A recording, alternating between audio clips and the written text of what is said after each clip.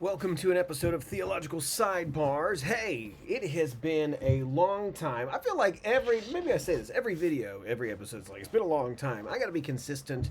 I'm not, I'm sorry, but it's good to be back in the chair in the office. And hey, a lot has transpired since I've made a video. And so here's what I want to do today. I just want to do something more of a devotional thought, something that I think we all need to be thinking about. It is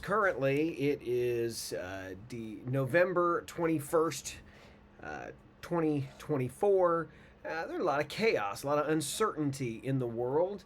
There were some big things that happened just a couple weeks back with elections here.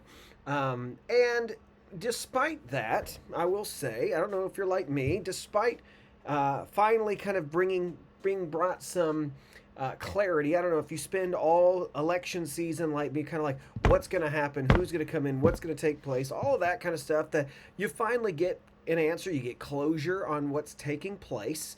But then afterwards, you begin to say, well, then I really know how this is going to play out.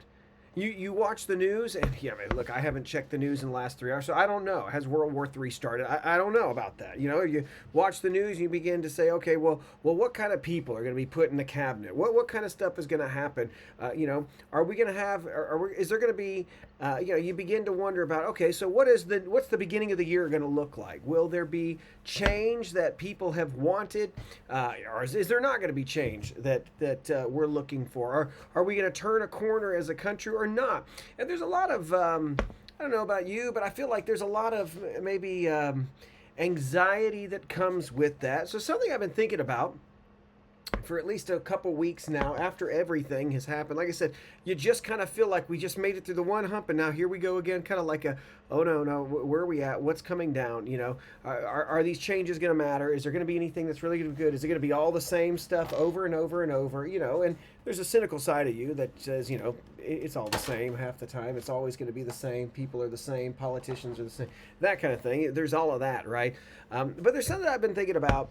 And it's a passage that comes from the book of Psalms, Psalm 127. And so here is what it says. Now, I love this passage, and I bring this passage up, and I brought it up in other videos, as it talks about, this is the psalm that talks about the blessing of children. And I do think that this is something for families, is something for the church to affirm as the blessing of kids. But notice these first few verses here. Unless the Lord builds a house, its builders labor over in vain. Unless the Lord watches over a city, the watchman stays alert in vain. In vain you get up early and stay up late. Yes, working hard to have enough food. Yes, he gives sleep to the one he loves. Then he goes on to talk about children are indeed a heritage. You know, I didn't put one together, by the way, but there might be something also. You know, I think there's a lot of questions. Some have wondered, like, okay, why does it seem like we're talking about kids and then we're talking about building houses and cities and looking over cities and watching?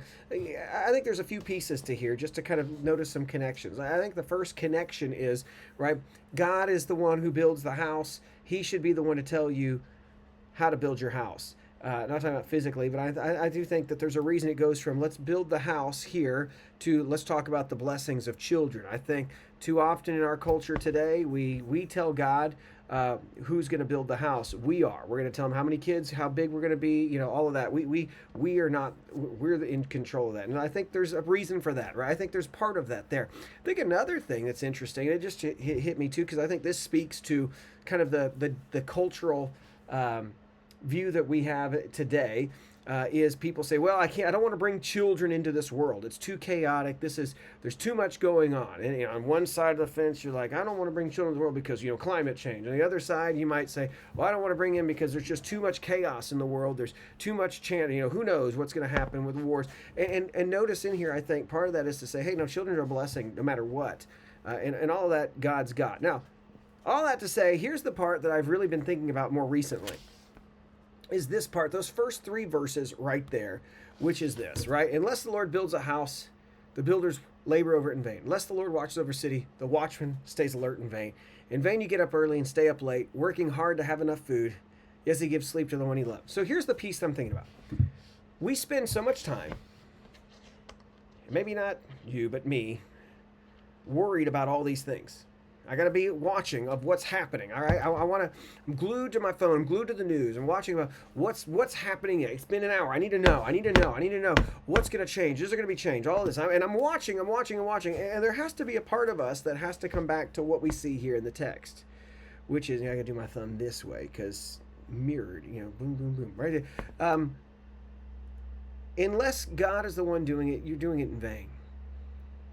Vain, you get up early, stay up late, working hard to have enough food. So here's the piece. I want to just a kind of a devotional thought here. You should be concerned. I mean, there's obviously the role of the text. There's a watchman. There is a builder. That God needs us to be watchmen. He needs us to be built. We have these things to do. But that being said, at the end of the day, we have to let go and trust that God has things covered. And there's this piece I think that we need to, really take that to heart, which is we can be concerned about the direction of things happening. We can want to be involved. We should be involved. We should care. When one of the blessings of living in America today is, that you still have a voice in your government. We should be, being able to call your congressmen and senators about things going on. Write those letters. We should be concerned. We should be doing those things. At the same time, though, I need to be willing to get to a point where I say, God is ultimately the one who's in control, though.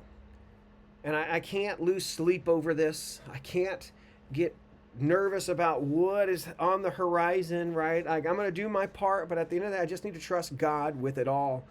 And I do think we stop with that sometimes. We want to do this. I'm going to be as involved as I can, and I got to know so I can try to be part of it. And I think what happens sometimes is we just drive ourselves crazy. Is we're trying to be involved and try to be part of something that at the end of the day we truly have no control over. At the end of the day, it's God. And so those are just some things I want us to think about, right? That at the end of the day is do I truly trust God? Am I someone who's trying to build the house? And am I building it in vain because the Lord is not actually the one building it? It's me who is doing this, right? So that's something I want us to think about. I got something else I'd like us to think about too, is just think about, just how much truly God is involved in things in the world around us. I think sometimes it's easy to kind of just get concerned and to think, well, I don't know, how much God is truly. There seems to be so much going on that's so difficult and so crazy, and you got to ask the time. Is how much is God truly sitting and on His throne and also kind of ruling and reigning now, right?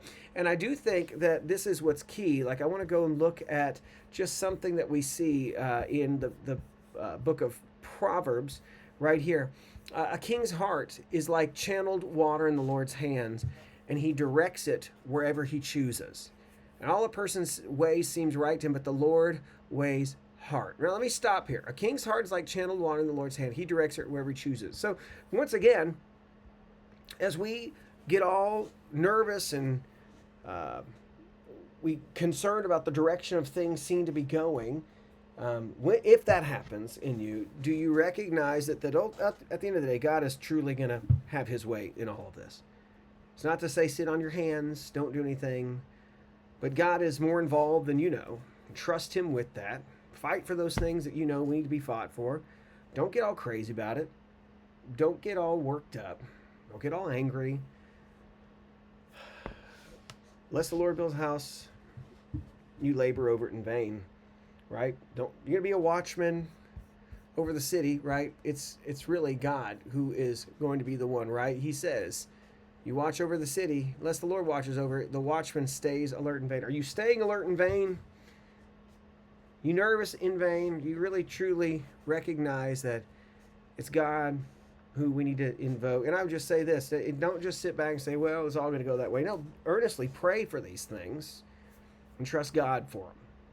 All right, that's all I got for now. Thanks for listening. It's good to be making some of these. I got a whole lot of stuff, big list of things coming down the line, especially as we've been doing the 10 Commandments series. I need to talk about some of that stuff. But today, just wanted to get this one out. Look forward to talking to you a little bit later on. Take care. And hey, don't forget, like, subscribe. Thank you. Bye-bye.